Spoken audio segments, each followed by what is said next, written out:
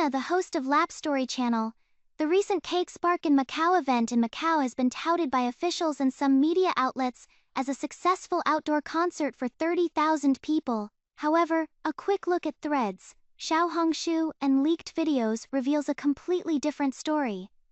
Many viewers are criticizing it, saying, "This wasn't a concert at all. It was a massive outdoor survival challenge."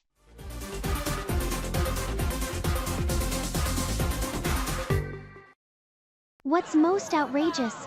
A so-called international level large-scale concert was held outdoors, filled with folding chairs. Not fixed stadium seating, not tiered seating, but the kind of folding chairs that could be easily moved. Tens of thousands of people gathered, and as soon as the idol appeared, those in the front rows immediately started standing on chairs, rushing to the front, and moving to different positions, instantly obscuring the view of those in the back. The result was that people in front stood on chairs, those behind were forced to stand on chairs, and so on, turning the entire concert into a human pyramid.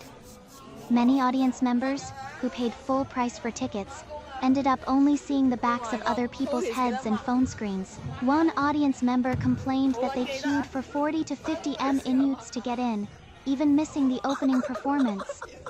After sitting down, people kept walking around in front of them, making it impossible to see the stage properly. When G-Dragon appeared, the situation completely spiraled out of control. Almost everyone in the front section was standing on chairs, making it impossible to see him. The most ironic thing is that initially, some people told those in front to sit down, but after the idol appeared, they themselves joined in standing on chairs. Why? Because if you don't stand, you can't see anything. Order has collapsed to the point that everyone knows this is wrong, but everyone is forced to join in the chaos. Even more serious is not the inability to see, but the safety issue. As one netizen put it bluntly, the audience members moving chairs are certainly at fault, but the organizers and venue allowed these chairs to be unsecured and not lined up, and there were no security guards to stop people from moving them in time. This is equally culpable. Because if panic breaks out, the consequences will be terrible. Imagine tens of thousands of people crammed outdoors, each with a folding chair, moving around, blocking aisles. If someone suddenly falls, or someone throws things in a prank, causing panic, a stampede is very likely.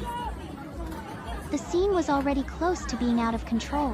Numerous videos online show people rushing towards the front desk, chairs and all, people riding on each other's shoulders, people fighting for seats, people breaking into physical altercations, some even describing the scene as an MMA fight. Despite this, officials and some media outlets still managed to report good order and smooth operation. What exactly constitutes not going smoothly? Does it have to be a serious accident before it's considered a problem? Many netizens have made a very realistic comment.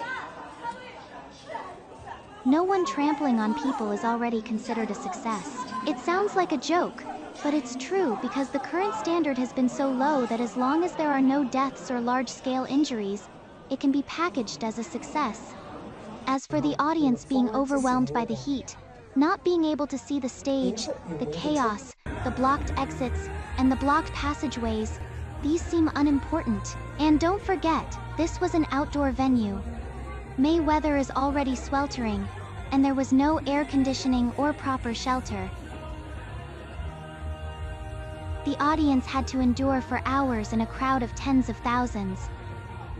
Some said that when it rained, the whole place was like chickens flying and dogs running. And when it didn't rain, it felt like a sauna. Even more outrageous is that security and on-site management were practically non-existent. People stood on chairs and no one cared. People moved chairs and no one stopped them, blocked passageways and no one promptly cleared them. Many are beginning to question whether Macau's long-standing claims of becoming a performing arts capital and developing a grand event economy are truly adequate in terms of infrastructure and management.